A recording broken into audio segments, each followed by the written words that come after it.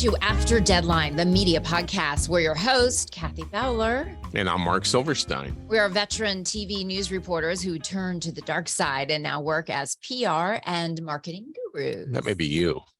What are you? Genius. Oh. I think the category is genius.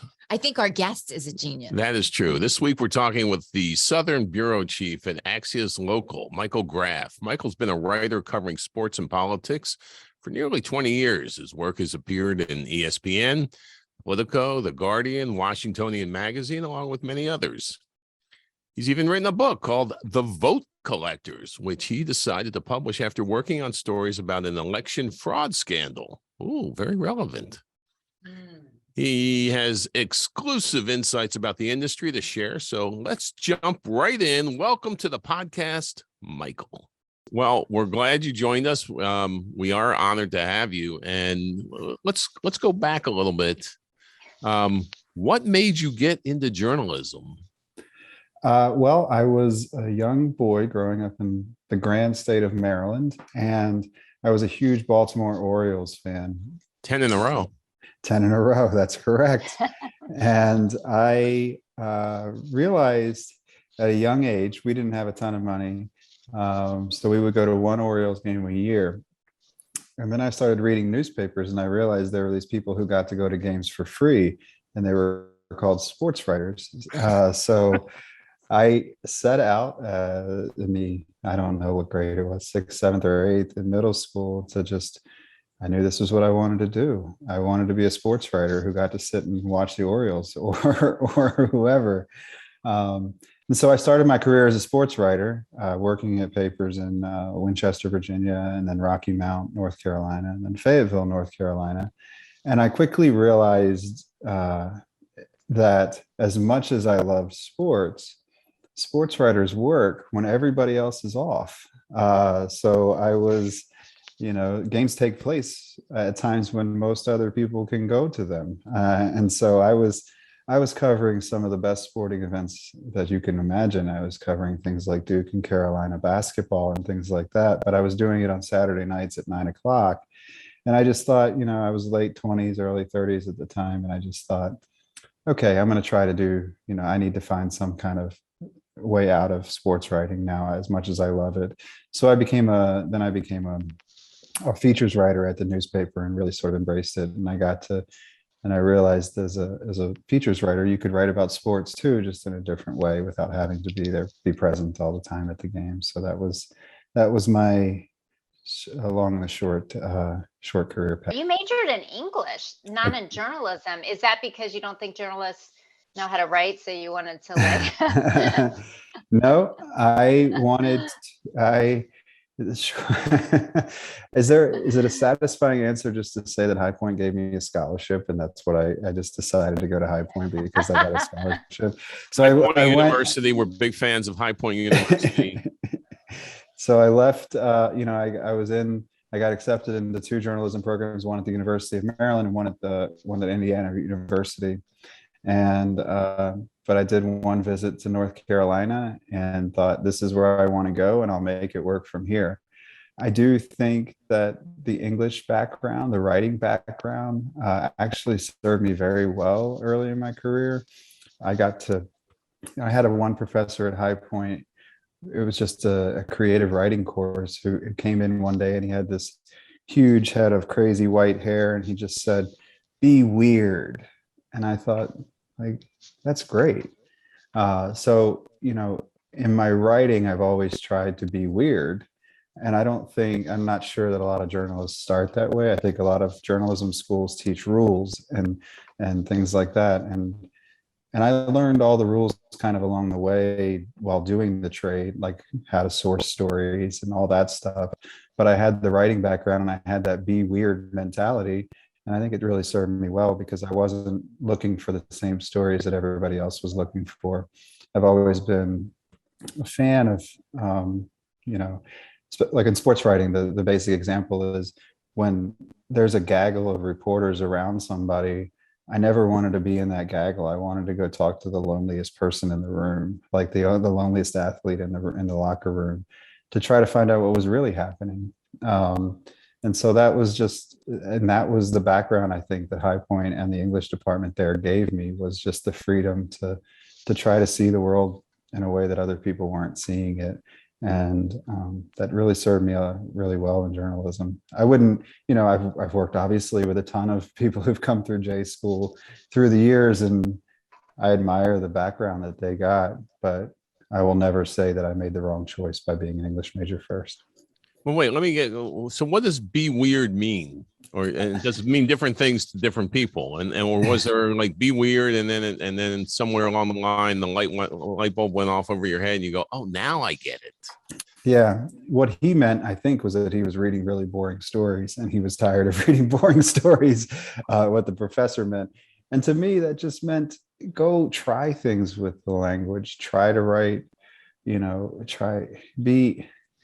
write long paragraphs that are followed by one word paragraphs, things like that. That was the early stages of it. But be weird to me just means follow curiosities and not try to follow rules and follow other people.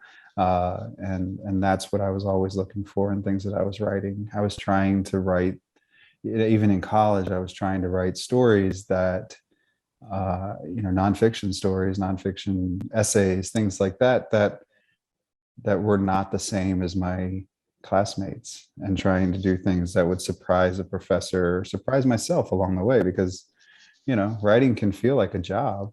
And I never wanted it to be that way. I've always wanted it to stay fun.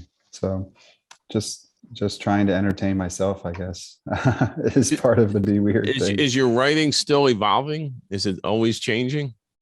Oh, yeah. Yeah. The media business sort of demands it these days. I work for Axios now, which is they have a format of writing called smart brevity. And when I started working there, colleagues and peers were saying, how can you write in this like boxy format where they have certain, Axios has a why it matters high up in every story, things like that. And I thought, well, it's like any good artist, like they can try to paint different things within, like having I guess having boundaries is in some ways freeing, because it allows you to try to be creative within those boundaries. And I've had a lot of fun with it. Like there are times when I'll write little things in the newsletter that I say, I'll get to the why it matters and I'll say it doesn't really, or something like that. But I Can think you say fun. that? Yeah, Can you say, yeah. well, it doesn't really matter to most people? Yeah, you can. But then you just follow it up with, but here's why I find it interesting, or something like that. Just try to be a little bit strange with it. That's so funny that you brought up the book of Smart Brevity, because I was watching one of the cable news shows this morning, and I guess there must have been somebody on from Axios, because I literally heard that book and I was like, oh, I got to go buy that book. Yeah. They're just, they were pubbing the book as well as, just talking about whatever brief, interesting topic, I guess. But yeah, so tell us a little bit. I mean, smart brevity, when you think about it, it's a writing style. Do you think, is it because there's so much that that's thrown at people? Like, are you trying to like help them like sort through it and get them the better stuff faster, or like what's the idea behind it, and how is it working? Like what's the response to that type of writing style? Yeah, so right now we have a world where information is everywhere, stories are everywhere, and we're trying to help people cut through it. And at the top of every newsletter, we tell people this is only going to take you 4 minutes to read, even though we spent 12 hours working on it yesterday or the day before. The whole goal is, especially with Axios Local, our local markets, we're trying to help you understand your city better, trying to give you a little bit of something interesting, like, whether it's politics or whether it's the latest restaurant opening. We're trying to help people understand their city better and help them use the city better. And we recognize that all of us are busy. Everybody's busy, and readers are really busy. And so we give them the option. For a long time, journalists tried to avoid tried to fight the idea that people were going to read on their phones. Well, people are reading on their phones now. Like, that's just the way it is. So let's make it easier on them to read on their phones. And we try little things like the bullet points. There's science behind that, actually. In the Smart Brevity book, they explain that, but there's science behind it. Readers' eyes get tired. So you try to break up text with bullet points so that they can move through the story and not quit. I mean, the easiest thing for a reader to do, and this is a truth that has stayed true from my High Point days, through my newspaper days, through my long form magazine writing days when I was writing 7,000 word stories, and same now when I'm writing 900 word newsletters. The easiest thing for a reader to do is quit. And it's much easier now, and it will only get easier as more things, are there to take their attention. And so we value that, and we try to, every morning we wake up and we try to deliver a newsletter that tells people one or two interesting things that they can share with their friends. And that's, it's not complicated. If it's, we just want them to have something to say, I got smarter today by reading this. This is really the art of writing, and I love this topic. And so when I first got started as a reporter, I used to be able to do features and do a great job on features in my small market, but I was always at the end of the show. It was, and finally tonight, Mark Silverstein has blah blah blah, and finally tonight that became my name, and finally tonight, Mark Silverstein, and then I'm like, why am I doing the hard news stories any different than, why am I writing them different than I'm writing the features? And that made a big difference for me. I started writing them the same. Do you go back and forth from politics to sports? Do you write them the same way, the same sort of construct, I guess would be the word, or the same sort of mentality of how you're going to write these, or are they different? Is politics different from sports? In some ways, yes, but the basic principle, I'm trying to imagine a reader and trying to, I have a 2-year-old son, and I try to imagine somebody like me sitting there with my phone in my hand and trying to navigate, whatever needs he has while, my wife says I'm going to go work out, and like all this stuff is happening on in the background, and I'm trying to get people to read, to stay with my story. It's like, I just imagine that the entire time, whether it's politics or sports or food or anything like that, is readers have a lot of distractions, and I'm trying to give them a reason to care about the thing that I'm doing. And so that never changes. But, you can have a little bit more fun with sports than you can have with politics sometimes. And increasingly, one of the bigger challenges, and you guys know this as journalists, is just trust in media is dipping. So increasingly, one of the things that we're having to do more of is show how we've reported a story, or really like prove to the reader that this is a well-sourced story, and we have multiple people from both sides of the political aisle or something like that to show in the story. So that is one challenge that has popped up in the past 6 years or so that we're trying to everybody's trying to navigate it, is that not only are people blocking out media a little bit more and have reasons to like watch Netflix and stuff like that, but they don't trust the news as much as they used to, and we're trying to rebuild that trust in some way. And so I think that Smart Brevity, like what we do at Axios, is trying to create a community around the stories we write, and I hope it's working. A lot of the feedback shows that it is, but we can't please everybody on every day. You guys definitely had the call line to the newsrooms and stuff like that you heard. It's our email every day, and so we get mean emails every day, but we also get really, really nice ones for people saying thank you for breaking this down in a very easy way for us. So how do you do that? Because sometimes people also think that in order for the medias to be unbiased, they have to just give 50% and 50%. And I'm like, that's not really true, because Right. if 50% is lying, you're not going to get 50% to the side that, because that's kind of the trap that a lot of journalists fall in. They're like, if you just give, two speaking heads, but if this speaking head is not being truthful, and this one is, but how do you do that? And how do you show people behind the scenes to get them to trust you? That's a really good question. I mean, there are times when we will fact check, we'll include, if we are writing a story and we have a quote from a politician that has an inaccuracy in it, we will put it in parentheses. It says, this isn't scientifically true, or this isn't, there's, and, obviously the most obvious case in recent years has been voter fraud and election fraud.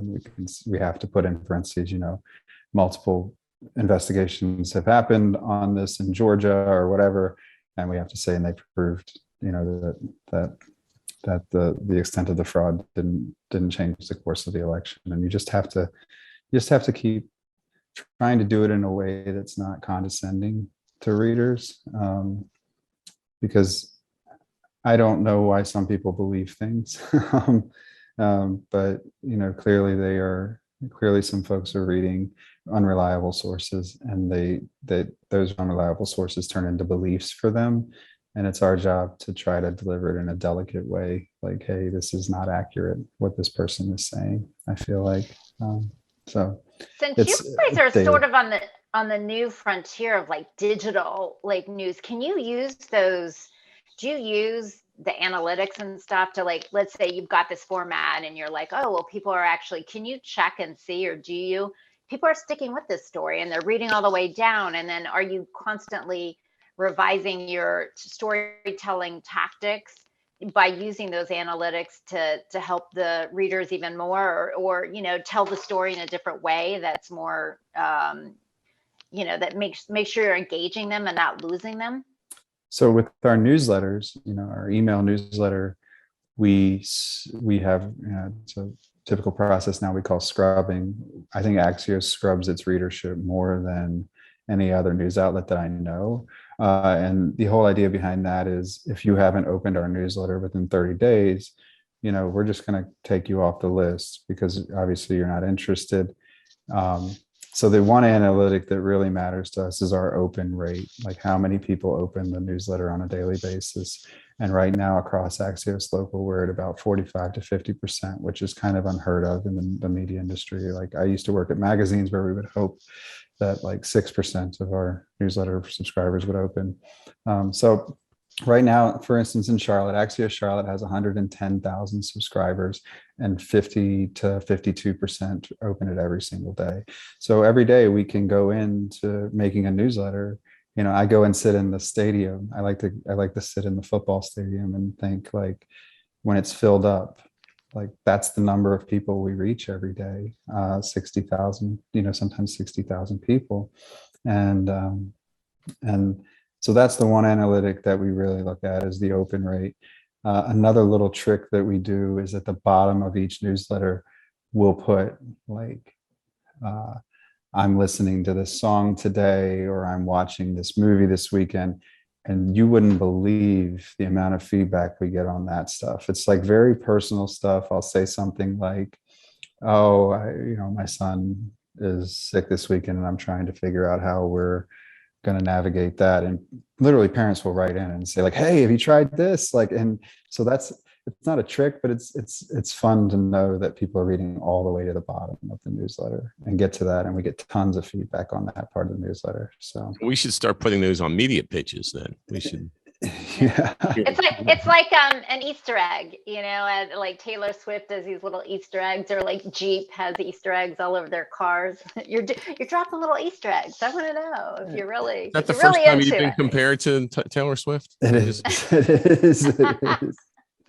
It is. So you guys must see, because the dwindling and disappearance of local newspapers, are you guys trying to fill like an underserved community when you're trying to get into certain regions and like communities? And is that is that one of the goals? Because, I worry as a former journalist, I used to work in those small towns, and my first job was a small town beat reporter. And I'd go to the police station and, go through all the things and try to find what's going on.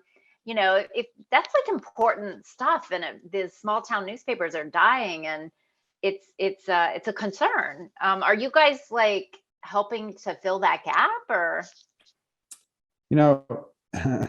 I think that's the overarching goal. Right now, we're trying to build a business model in the cities that we have that works. We have the business model in Charlotte works. Like the Axios Charlotte makes a lot of money for the number of people that we have on staff, and we're trying to replicate that in the other markets. But the criticism, and it's valid, is that Charlotte is actually not an underserved market compared to like Mount Olive, North Carolina, or places like that, small towns.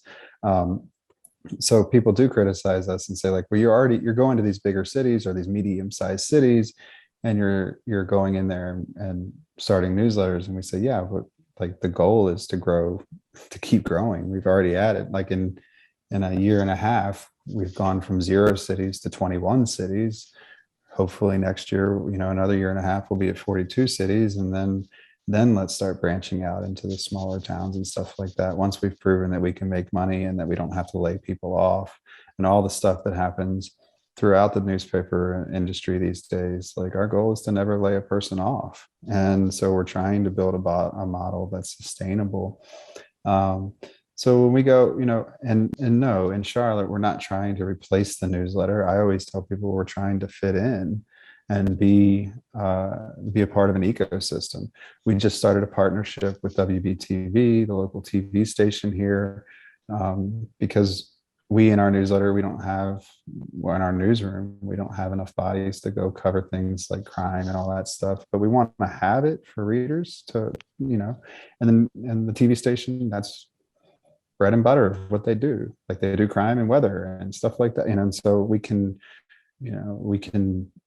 take with our partnership, we can share their stories with our readers, and we can share our stories with their viewers. So, we're trying to be friendly in all the markets that we go to. Of course, that's not always, every journalist is competitive. So we have some snippy people in some of the markets who are like, oh, we beat you on this story. We're like, yeah, you have a 300 person newsroom. We've got 2 people there. That's fine. We're gonna beat you tomorrow. But stuff like that. In some ways, we kind of see ourselves as like concierges of the news. Like we're trying to make sure, if it's not offensive to me if another outlet has a really good story, like I want to tell our readers about it. Like, if the local newspaper has a terrific story, we share it in our newsletter. We're like, here, go to the webpage. Like, it's awesome. Like, because we are trying to be citizens of Charlotte, not necessarily trying to be competitive journalists. So that's sort of our approach, is to be a part of the media ecosystem in each place we move.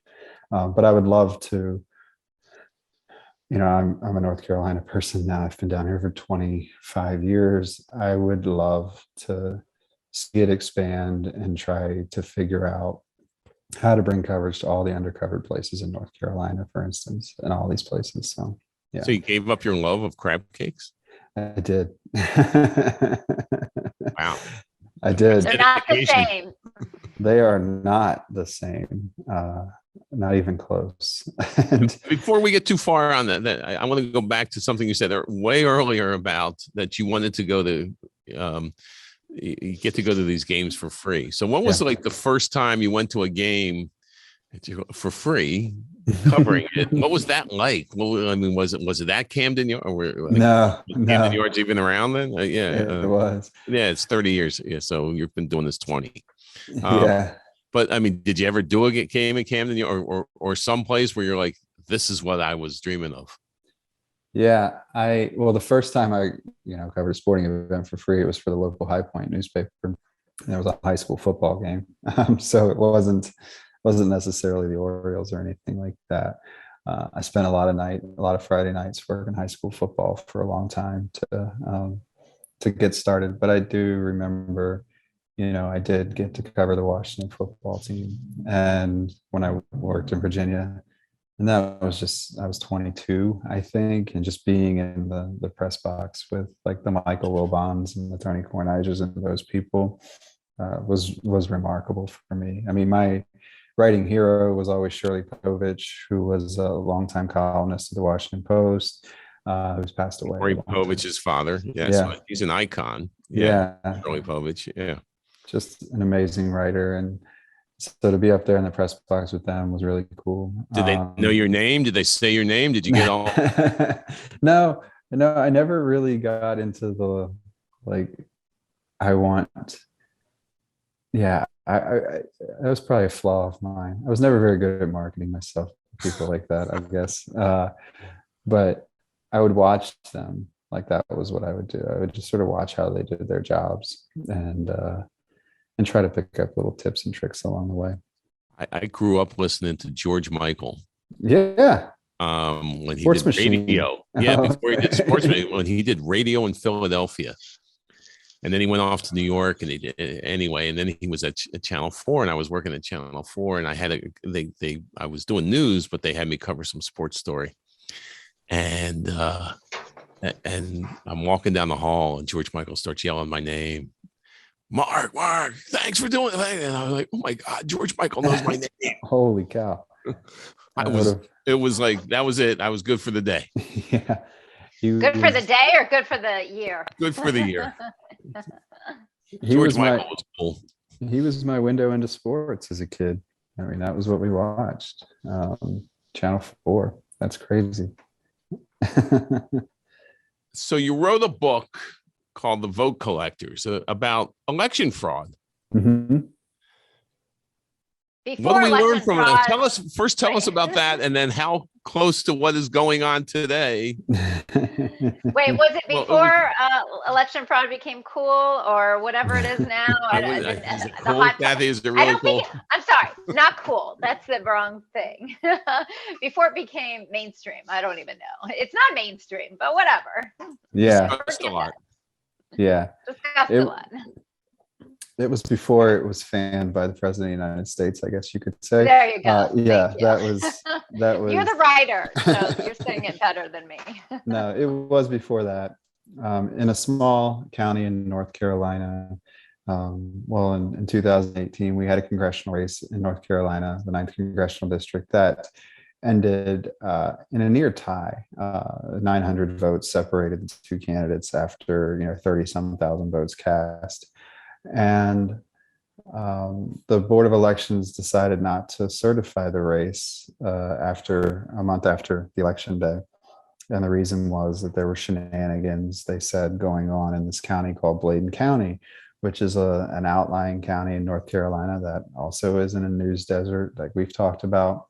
And for the first time, it shined a light on what had been really small town back and forth between neighbors practices of collecting absentee ballots and possibly absentee ballot applications and possibly absentee ballots, which is what the illegal part would be.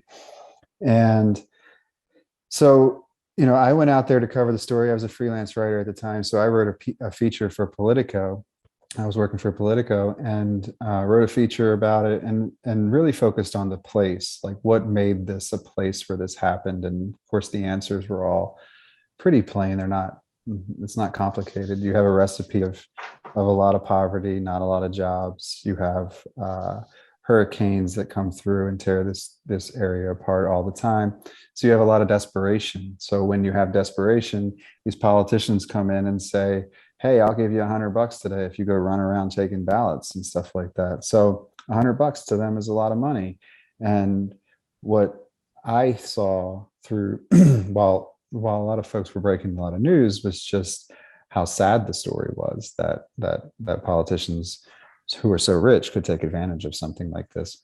So I wrote that story. And then I had a friend who worked at WBTV who was breaking a lot of news. And he also had built a relationship with the person at the center of the case, a guy named McCrae Dallas, who was the political operative who became sort of known worldwide as a Republican political operative who was stealing votes supposedly. And Nick had created, had cultivated him as a source. And soon this guy wasn't talking to anybody else, but he was talking to my friend Nick, who worked at the TV station. And I thought access to and one night Nick and I went out and got drinks, and he said, I have exclusive access to this guy, and I don't know how to write a book. And I was like, I have a literary agent and I want to write a book. So I'm going to go ahead, let's do this. And so we did 40 hours of interviews with this person that nobody else has ever interviewed. And now that he's passed away, nobody else will ever interview. And we have it all on tape. And I just thought, that was why that was my first book, was just that we had the access. And it was an important story, I think, in the country, to show that election fraud can happen. It's not to the scale that some politicians want you to believe, but it can. And it's also not not happening. It does happen, but it's just not, we're not talking about 30,000 votes. We were talking about 900 votes. Well, they got to start somewhere. Right. Yeah. So we spent a lot of time out there in this place called Bladen County. That was just. What was that? I mean, you're dealing with people in a small town. They all know each other, and you're in there looking under the rug there to see what they swept there. And so how was your reception there while you're working on all this?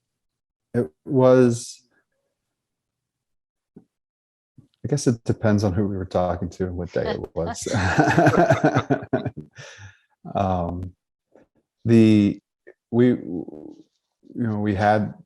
We had the interviews with the main person. He was our main character, and we knew that from the beginning. So that wasn't hard. We had done the hard part to secure his okay on the book.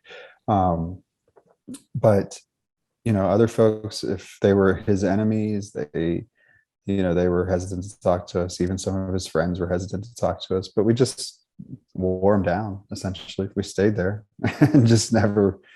We showed them that we cared, and so we just kind of, like I said, broke through a lot of barriers. I think just by showing up, which is something that they, folks in places like that don't often see. The reason that folks in places like that have this distrust of media and have this distrust of news is because they don't actually know any reporters. Honestly, the reporters that they know are all in cable news stations, and that's just not the reality. And so this all boils down to, this goes back to the point y'all were making earlier about showing up. News stations need to show up in these places. And that goes back to the need to not have these news deserts, but also to try to go beyond this. I mean, people think the news is like the Sean Hannity, the Lawrence O'Donnell, the Don Lemon, and there is some news in there, but a lot of those are pundits and talking heads, and those aren't the report. I mean, most of the reporters, even on the different outlets, are most of them are doing true reporting. And it's just, I think we need to educate people, don't you? I think that people just don't understand journalism and the media. And I just feel like the journalism needs some good PR. They need a PR agency as a whole, the whole industry. Kathy's unveiling the truth. I love it. I'm like, maybe they could hire us, the whole entire industry. But no, it's sad. I think of this as just a former reporter, because, Mark and I have both been in local communities, and we've been trusted and thanked, and you see really reporters, they just you want to make a change. You want to make a difference. You want to uncover a truth. You want to help people. That's really the goal, but most people don't get that. Because they don't really understand how journalists think and work and act. Yeah. One of the phrases that drives me the most nuts is elite media. And that is crazy, because what they, what folks really mean is somebody like a Sean Hannity who makes $25 million a year. But that's not, that's not me. That's not any of the reporters I know. We're all, I ate a peanut butter and jelly sandwich for lunch today, just like anybody else, like that's, it's just a different, I wish we could educate them, but I think half of educating them is just meeting them, and showing up and showing. Yeah, I mean, it's none of us, nobody gets into the news industry to get rich. But the few people that do make it look bad for all of us, I feel like. So Hey, my first job, I made $3.25 an hour. that's beautiful. Beautiful. Right? It is. I really like what you're doing with Axios, because I mean there's thought to it. It isn't just there's you talk about the analytics and the open rate, and do you also look at how long people stayed on the articles? I know you said you checked this, you put the Easter egg at the end and see if they're paying attention. Do you follow up like, hey, I saw you didn't open this? No, but we do make a point of trying to respond to all the readers. Like we try to tell them that we're just your neighbors, and if we made a mistake today, we'll try to make it right tomorrow. Things like that. Really try to personalize it. I mean, that's what we do on a daily basis. And people are shocked sometimes. We'll sometimes get the meanest emails about politics and stuff like that, and I'll write people back and say, hey, I hear where you're coming from, but here's what we were doing. And then sometimes, seriously, I had one guy invite me out to play golf with him afterward. Like it was just a simple response was all he needed. Did you go? No, I did not. No, I did not. I did not have that didn't happen. But I mean, it's just letting people know that we're not bots. I mean, we're really trying to do that too. We're human beings making stories and trying to do it in a truthful way, as close to the truth as we can, like trying to cut through all the bull and just, and sometimes we make mistakes. We're not perfect. When I was in magazines, we were perfect, I think, most of the time, because we had a long time to work on things. But on the daily news cycle, we're not going to be perfect. We're going to make mistakes, and we just try to do better tomorrow. So. All right, one more question, and then we'll let you go. Social media. How does that impact what you're doing? It is. It's a great tool if you know how to use it, and it can also drag you down if you let it. But Axios Charlotte has an Instagram following that is like 280,000 people, and a lot of people get their news from our Instagram feed. So we're trying to figure out ways now, because we post a lot of food on there. We turned to, for a long time, it was a lifestyle account. But now we've realized that if we post news on there, people respond to it. So when the county updates its mask mandate or some like news like that, we'll post it on there just to let people know. And the comments in many ways turn into like a town square where people are debating whether this should have been done and things like that. So used effectively, social media can be a really good friend of yours. It's just, it's like anything else. You have to realize that the negative things that you hear don't necessarily represent the largest percentage of your audience.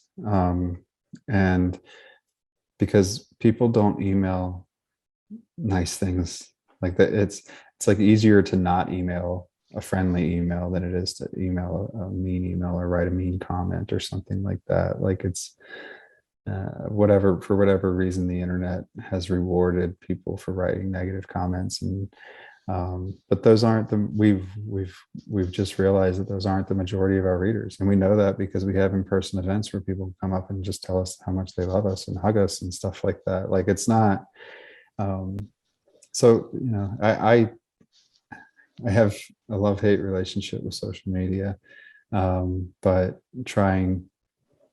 I use it to try to well, I mean, and at Axios Show Up, we try to meet people where they are.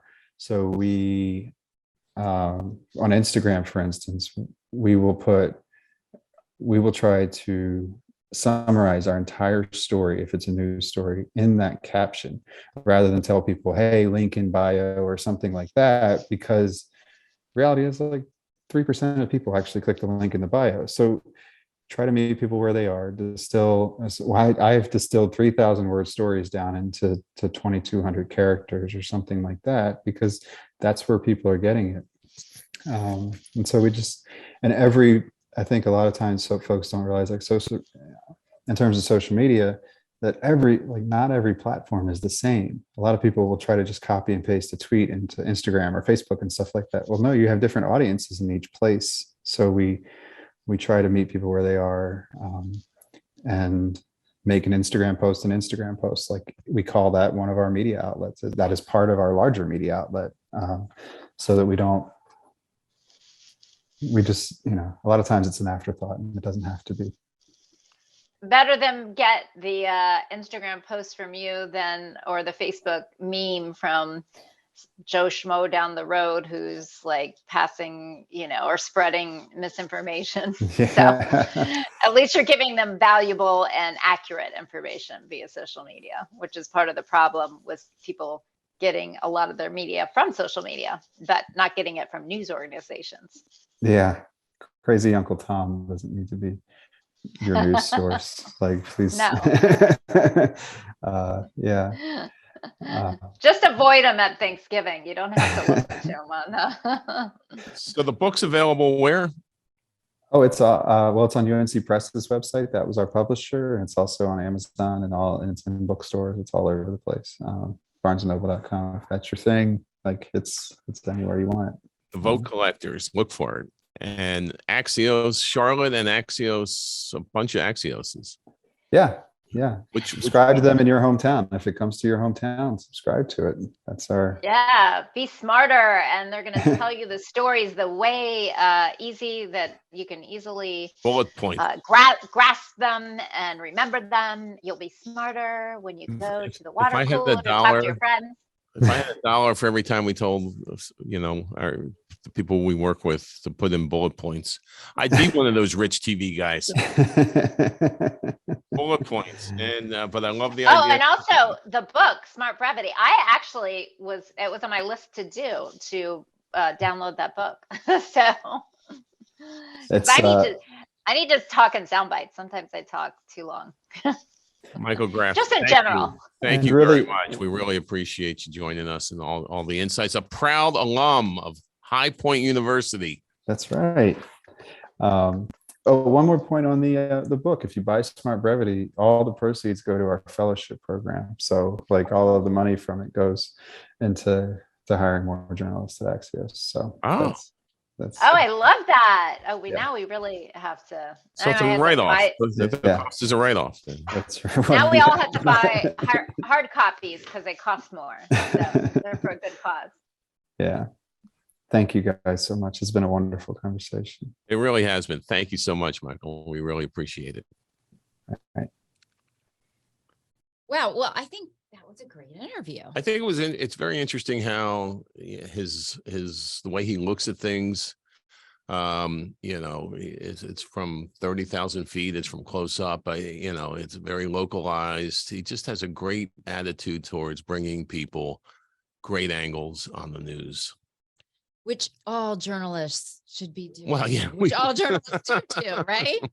Well, we loved having Michael as a guest, and he shared some terrific stories and advice about being a journalist. That's it for today's podcast. After Deadline, the Media Podcast is a production of On the Mark Media. If you enjoyed it and want to hear more of our interviews with incredible journalists across the country, be sure to follow us on social media at On the Mark Media. And subscribe to After Deadline, the media podcast, anywhere you get your podcast. Until next time, we'll catch up with you after Deadline.